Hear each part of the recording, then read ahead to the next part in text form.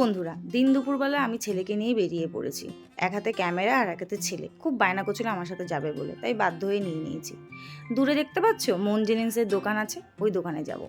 এত রকমের কেক দেখছি, চিন্তায় পড়ে গেছি কোনটা নেব। লাস্টে এই কেকটা পছন্দ করেছি। কাকুটাকে বললাম একটু নামটাম লিখে দিতে। আবার সেদিন ছিল মাদার্স ডে একটা কার্ড আমার প্যাকেটের মধ্যে ঢুকিয়ে দিল। যাই হোক, ছেলেকে নিয়ে আমি কেক কিনে বেরোচ্ছি। তোমরা নিশ্চয়ই ভাবছো হঠাৎ কেক কিনলাম কার জন্য। বলছি একটু ধৈর্য ধরো, সবই দেখতে পাবে। এখন বাড়িতে ঢুকছি লুকিয়ে লুকিয়ে, ওর পার্সেলটাও চলে এসে। যাই দাদার রিয়াকশনটা দেখি। কমে যাচ্ছে তো সো হোয়াট। শুনতে পেলে কি বলছে? আসলে কিছুই না, দাদা ভাইয়ের জন্মদিন ছিল আর ও চাইছিল না আমি কোনো কিছু করি। কেকটাও পর্যন্ত আনা পছন্দ করছিল না। দেখেছো গামছায় মুখটা ঢেকে নিয়েছে। কি আর করবো, একটুখানি তো করতেই হয় বলো তোমাদের দাদা ভাইয়ের জন্য। দাঁড়া ওর কথাগুলো সব শোনাচ্ছি। আর্থারাইটিসের রোগীরা জন্মদিন বেশি করে করে। জলদি গিফটটা খুলে দেখো তাড়াতাড়ি রেডি করে, খাওয়া দাওয়া সব রেডি করেছি। দুপুরবেলায় কেক কাটিং হবে। আমি রাত 12টায় দিতাম, কিন্তু কাল দেখো কি অবস্থা দাঁড়িয়ে। তা কি হয়েছে? না দাদি গিফটটা খুলে দেখো। আমি লাইভ করছি, লোকে দেখলে কি ভাববে যে বউ এত ভালোবেসে দিল। এই লাইভটা করাতে আমার একদিকে সুবিধা, এই জিনিসটা তুলে ধরে রাখবো, সারা জীবন স্মৃতি করে রাখবো। কোনোদিনও সারপ্রাইজ দিইনি তোমাকে, লাইভে ফার্স্ট টাইম দিচ্ছি, তাই একটু বন্ধুদেরকে সাক্ষী রেখে দিচ্ছি। আমি দিই, সবাই দিনে দেয়, রাতে দেয়, 12টার পরে দেয়, আমি বেলা 12টার পরে দিচ্ছি। তাড়াতাড়ি করো, ওখানে খাওয়া দাওয়ার টাইম হয়ে যাচ্ছে, 2টো বেজে গেছে, তাড়াতাড়ি। শুনতে পেলে তো তোমরা যে ও কি বলছিল? যাই হোক, সব কথায় এগুলি সবই লাইভ করা হয়েছে। তোমরা যদি চাও তো লাইভে গিয়েও দেখতে পারো। আসলে এই ক্লিপগুলো আমার কাছে ছিল না, তো লাইভের ভিডিওটাই আমি এখানে এডিট করে ঢুকিয়ে দিয়েছি। 2টো টি শার্ট দিয়েছি, একটা গোল গলার, একটা হচ্ছে কলারওয়ালা। তো যাই হোক, ওর পছন্দ হোক আর না হোক আমি জানি না, আমি ভালোবেসে দিয়েছি। ও পরলে আমি খুব খুশি হব। তো যাই হোক, অনেকবার করে বলছিলাম যে পরো, তো খুলে দেখছিল। আসলে সাইজটা একটু বড় হয়ে গেছে। আসলে ওর লাগবে বোধহয় লার্জ, আমি এক্সেল অর্ডার দিয়ে দিয়েছি। আসলে টি শার্ট মানে গোল গলার টি শার্টের সাইজ আর কলারওয়ালা টি শার্টের সাইজটা একটু অন্যরকম হয়, আমি বুঝতে পারিনি। তো যাই হোক, এখন এটাই পরতে হবে। আমি আর কিছু প্যাকেট খুলে ফেলেছি, আর চেঞ্জ করা আমি ঝামেলার মধ্যে ঢুকতে চাই না। আমার খুব পছন্দ হয় না, মানে অনলাইনে জিনিস অর্ডার করবো আবার চেঞ্জ করবো হ্যানা তেনা। তো যাই হোক, তোমার দাদা ভাইয়ের কাছ থেকে জেনে নিই ওর এই 2টো টি শার্ট কেমন লেগেছে। একটু দাঁড়াও, শুনে নাও তোমরা যে ওর টি শার্টগুলো কেমন লেগেছে। চলো শুনে নিই ও কি বলে। দেখো বন্ধুরা, আচ্ছা বলো কেমন লাগলো, একটু বলো, প্রশংসা করো। অসংখ্য ধন্যবাদ। আর কিছু বলবা না? আর কিছু বলবা না? অসংখ্য ধন্যবাদ। এটা আমি খুব খুশি হয়েছি। এটা অভিনয় বেশি হয়ে গেছে বন্ধুরা। আবার কতটা নাটক করতে ভালো পারে। লাস্ট টাইমে বললাম এই টি শার্টটাই পরো, গোল গলার টি শার্টটা পরে কেকটা কাটবে। তো আমার এই কথাটা রেখেওছে আর পরেওছে। আর এই টি শার্টটা দেখতে পাচ্ছ, এটা বলেছি যখন তুমি বিকালবেলা আমাকে নিয়ে ঘুরতে বেরোবে তখন তুমি পরবে। আমি বললাম তাড়াতাড়ি রেডি হও, সব ওখানে রেডি হয়ে গেছে। দুপুরবেলা ওকে কি খাবার দেবো সব কিছু সাজিয়ে নিয়েছি। 5 রকম ভাজা রয়েছে, ভাত রয়েছে, ফ্রাইড রাইসও করেছি, আবার এদিকে চিলি পনির, বেগুনি সব করে দিয়েছি ওকে, ওর যা পছন্দের খাবার। মাকে বললাম যে চলো আগে তুমি তোমার নিয়ম কাজটা সেরে নাও। তো নিচে চলে এসেছে নিয়ম কাজটা সারার জন্য। আফটারঅল বাঙালিদের নিয়মটা তো আগে ফার্স্ট প্রায়োরিটি, তারপরে তো কেক হচ্ছে সেকেন্ড প্রায়োরিটি। এবার যখন বাবান বলাটা ভুল হবে, যখন ওকে টিপ পড়াচ্ছিল, মানে নিয়ম কাজটা করছিল, তখন আমার ছেলেও আবদার করছিল যেন আমি যেন, মানে মাও যেন ওকেই পড়ায়। আর পায়েসটা খাওয়া ছিল যখন, আর পায়েস খাবে না, তখন নাটক করছিল। শুধু তোমরা দেখতে পাবে কতটা অভিনয় করে আমার ছেলে। মা যখন ওকে পায়েস খাওয়াচ্ছে আর ও তাকিয়ে দেখছে, কিন্তু খাবে না, এরকম একটা ব্যাপার। আর দেখো, যখনই ওকে টাকাটা দিতে চাইছে, চকলেটটাও দেবে, সবই ওর লাগবে, ওর বাবার জিনিস ওরই লাগবে। কি ভাবো, কি কলিযুগ চলে এসেছে। বাবার জন্মদিনে বাবার নেওয়ার ইচ্ছা নেই মায়ের কাছ থেকে কিছু, নাতির খুব ইচ্ছা ঠাম্মির কাছ থেকে নেবে, কোনো কিছু ভাগ ছাড়বে কেন।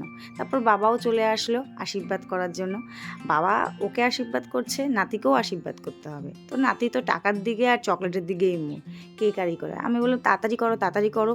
এদিকে বাবান খাবার থালা দেখে ব্যাস হামলে পড়েছে। কি আর বলবো, মানে ওরা তর্স হয়েছে না, এত সুন্দর করে সাজানো হচ্ছে। আসলে ও জন্মদিনও তো এত সুন্দর করে গুছিয়ে দিয়েছি, সেটা দেখে হয়তো ওর মনে পড়ে গেছে। তাই জন্য ও কী করলো, মানে ওর খাবারগুলো নিয়েই খাবে, যেহেতু ওর খাবারটাও একসময় সাজিয়েছিলাম। দেখেছো, নিয়ে খাওয়াও শুরু করে দিয়েছে। আমি বললাম তাড়াতাড়ি করো, দেরি করো না। ও তো সবই খেয়ে নিচ্ছে। এবার ওদিকে সত্যি খুব বেলা হয়ে যাচ্ছিল, মানে কখন খেতে দেবো বলো, ছেলেরও খাওয়ার টাইম হয়ে গেছে, খাচ্ছিল না। এদিকে আমি কেক টেকগুলো সুন্দর করে সাজিয়ে বার করে দিয়েছি। তোমরাই বলো বন্ধুরা কেকটা কেমন হয়েছে। আসলে ম্যাঙ্গোটার উপরে কোনো ডিজাইন ছিল না, আমি এবার কাকুটাগুলো একটু সুন্দর করে ডিজাইন করে দাও। তো চলো এই কেক কাটিং শুরু করছে। আমার ছেলে তো বিশাল এক্সাইটমেন্ট রয়েছে, ও মানে বাবার থেকে বেশি ওর তারা, মানে কতক্ষণে নিয়ে কাটবে কাটার থেকে বেশি আমলা করবে, মানে জিনিসটাকে ছড়া বড়া করবে। ও এগুলো করতে খুব ভালোবাসে। যাই হোক, এই যে কেক কাটিং টাইম শুরু হলো আর কি। কেক কেটে কুটে লাস্টে আমি বললাম যে চলো তাড়াতাড়ি করে কেক কেটে খাওয়া দাওয়া করে এবার আমাদের রেডি তো হতেই হবে, বিকালবেলা বেরোবো। আর আমার ছেলে তো কী আর বলবো, অত কিছু মানে খায় না, কিন্তু ভীষণ নষ্ট করতে খুব ভালোবাসে। শেষ অবধি কেক কেটে সবাইকে খাইয়ে দাইয়ে ওদিকে খাওয়া দাওয়া সব দুপুরবেলা কমপ্লিট করে রেডি ফেডি হয়ে আমরা ঘুরু করতে বেরিয়ে পড়লাম। এখন ঘুরতে তো বেরিয়ে পড়েছি, কোথায় যাচ্ছি মানে কি কোথায় নিয়ে যাবে কিছুই জানি না। তো তোমার দাদাভাই আমাকে সারপ্রাইজ দিতে চায়, ভালো কথা। তো চলো যাওয়া যাক কোথায় আমাকে ঘুরতে নিয়ে যাচ্ছে। তো আমি যখন বাবানকে পেছনে নিয়ে বসাই, এয়ারপোর্টে যখন ঢুকি বাবানকে পেছনে নিয়ে নিয়েছি, বাবানকে বলছিলাম হাই করতে। এদিকে তো এয়ারপোর্ট ক্রস করছি, তারপরে তোমার চিনার পার্ক ক্রস করছি, তাও আমাকে কিছু বলে না কোথায় নিয়ে যাচ্ছে। আমি বললাম কী গো কোথায় যাব একটু বলবে? বলে চলো যাওয়া যাক যেদিকে চোখ যায়। এদিকে নিউ টাউনের দিকে ঢুকছি, তখন আমি একটু অনুমান করতে পারছি ও কোথায় নিয়ে যেতে পারে। বাচ্চার সাথে থাকলে আর কত দূর যাবো ওই একটাই পার্ক আমাদের কাছে পিঠে, ইকো পার্ক। তো চলে গেলাম আমরা ইকো পার্কে। অনেক দিন বাদে ইকো পার্কে যাচ্ছি, সত্যি কথা বাবানকে নিয়ে ফার্স্ট ইকো পার্ক ঢোকা আমার। তার আগে সেই 4th অ্যানিভার্সারিতে আমরা ইকো পার্কে এসেছিলাম। এখানে বাইক পার্কিং এরিয়া, এখানে বাইক পার্ক করতে হয়। তো বাইক পার্কটা করে বাবানকে নিয়ে আমি হাঁটতে শুরু করছি, আর বাবান চুপচাপ দাঁড়িয়ে দাঁড়িয়ে দেখছে চারিদিকটা কীরকম কী। আসলে কোনোদিনও আসেনি তো, নতুন জায়গা। ওকে হাই করতে বলছি, দেখো ও খালি বারবার করে দেখছে। আসলে এত গাড়ি, ও ভীষণ গাড়ি ভালোবাসে। আর এদিকে বাবা যাচ্ছে টিকিট কাটতে, পেছন পেছন ছেলে দৌড়াবে। ছেলে বাবাকে ছাড়া কিচ্ছু চেনে না। চলে আসলাম টিকিট কাউন্টার। আসলে 1 নম্বর গেটের টিকিট কাউন্টারটা ঠিক জানতাম না, তো একটু লোককে জিজ্ঞাসা করতে হয়েছে। আসলে আমরা সবসময় 3 নম্বর বা 4 নম্বর গেট দিয়েই ঢুকেছি, তো এটা আমাদের কাছে একটুখানি অন্যরকম, মানে নতুন লেগেছে একরকম বলতে পারো। তাই বাইক নিয়ে তো কোনোদিনও আসেনি ইকো পার্কে। তো যাই জন্য দেখো ঢোকার আগেই একটা খেলনা অলরেডি কিনে দেওয়া হয়েছে, বাই না এটাও লাগবেই। তো ঘুরতে ঘুরতে সন্ধ্যাও হয়ে গেছে। সত্যি আমরা যখন ঢুকি তখন 5:30 বেজে গেছে, তখন তো প্রায় সন্ধ্যার মুখোমুখি। আর ওখান থেকে ঘুরে যখন আমরা বেরোচ্ছি তখন অ্যানাউন্সমেন্ট শুরু করলো যে আস্তে আস্তে পার্ক থেকে বেরিয়ে যাওয়ার জন্য, মানে যেটা বলে ওরা যে আস্তে আস্তে পার্কটা ফাঁকা করতে বা কিছু। তা আমরা হাঁটতে হাঁটতে অনেকটা দূর চলে এসেছি। এবার মানে 1 নম্বর গেটে যেহেতু বাইক পার্ক করা রয়েছে, ওখানে মানে যেখান থেকে আমরা হাঁটা শুরু করি তাও প্রায় 40 মিনিটের হাঁটা পথ ছিল। আর বাবান তো ওইখান থেকে ভাবো হাঁটাতে হাঁটাতে নিয়ে এসেছি, কোলে একদম ওঠাইনি। এবার যখন মানে গেটের দিকে যাব তখন এতটাই পথ, আর ও হাঁটতেই চাইছে না, ভীষণ বায়না করছে কোলে আসার জন্য। আর সত্যি বাচ্চাকে নিয়ে কোলে কোলে বেশিক্ষণ হাঁটাও যায় না। এই যে বায়না করতে শুরু করে দিয়েছে, লাস্টে এই যে খেলনাটা দিয়ে ভিড়িয়ে মানে ভুলিয়ে ওকে নিয়ে যাচ্ছি। আর ও একদম এখান থেকে যেতে চাইছে না, কারণ এত সুন্দর একটা ঝিল রয়েছে, জাহাজ দেখছে, নৌকো দেখছে, এগুলো দেখতে খুব ভালো লাগছে। এই যে লাস্টে হাঁটতে না পারে বাবা ওকে কোলে কোলে নিচ্ছিল, কিন্তু আর কোলে কতক্ষণ, হাত ব্যথা করে, তাই জন্য ওকে কাঁধে বসিয়ে নিয়েছে। আর যতটা রাস্তা আসছিলাম সব অন্ধকার ছিল, ফুটেজগুলো সুন্দরভাবে উঠছিল না, মানে অন্ধকারে যা হয়। তো লাস্টে আলো পেয়েছি, তাই ভিডিওটা শ্যুট করছিলাম। তো বাবানকে দেখছো কেটে কেটে যাচ্ছে। আসলে কী বলতো সব লম্বাভাবে তোলা, তো একটু আড়ে করে পরে তুলেছি। এই যে কী সুন্দর বাবার কাঁধে চেপে যাচ্ছে। এই দিনগুলো না সত্যি মনে থেকে যাবে, যখন এই ভিডিওগুলো পরে অন্য সময় যখন বড় হয়ে দেখবে সত্যি স্মৃতি থাকবে। এই যে কাঁধে কী সুন্দর বাবার কাঁধে বসে যাচ্ছে। এখন আস্তে আস্তে আমরা 1 নম্বর গেট দিয়ে বেরিয়ে যাব। তো যাই হোক, এখান থেকে বেরিয়ে তো যাব, কিন্তু বেরিয়ে কোথায় যাব কিছুই ভাবিনি, কারণ আসলে আমরা কোনো প্ল্যান ছাড়াই বেরিয়েছি। আসলে জন্মদিনের দিন যে ঘুরতে বেরোবো সেটাও আমাদের মধ্যে কোনো প্ল্যানের মধ্যেও ছিল না। আমি তো অন্তত জানতাম না, আমি তো লাস্ট মোমেন্টে জেনেছি। এই যে এখন বেরিয়ে যাচ্ছি, তো বেরোতেই এখন কোথায় যাব কী করব কিচ্ছু জানি না। আদৌ এখান থেকে মানে খেতে যাব না বাড়ি যাব সেটাও জানতাম না। তো চলো দেখা যাক কোথায় আমাকে শেষমেশ নিয়ে যায়। তারপর দেখতে দেখতে দেখলাম ও চিনার পার্কে আমাকে আমিনিয়াতে ঢোকালো।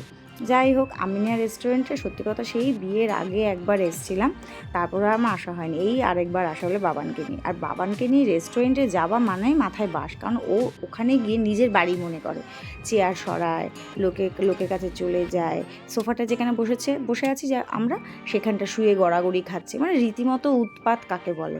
ওকে হাই করতে বলছে, ও চারিদিকে লোকজন দেখছে। আর সেদিন খুব ভিড়ও ছিল রেস্টুরেন্টে, মানে আমাকে বাইরে এসে নাম লেখাতে হয়, এরকম একটা ব্যাপার, 5 মিনিট ওয়েট করতে হয়েছে, বেশিক্ষণ ওয়েট করতে হয়নি।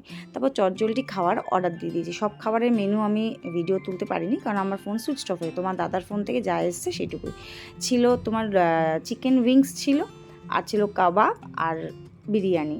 খাওয়া দাওয়া সেরে আমরা বেরিয়ে পড়েছি। আসলে মা রাস্তার কোনো খাওয়াই পছন্দ করে না, রেস্টুরেন্টের খাবার তো একদমই না।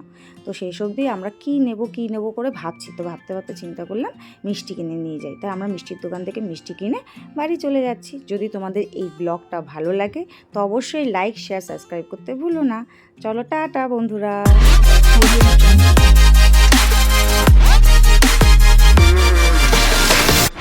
অন্ধকারের মধ্যে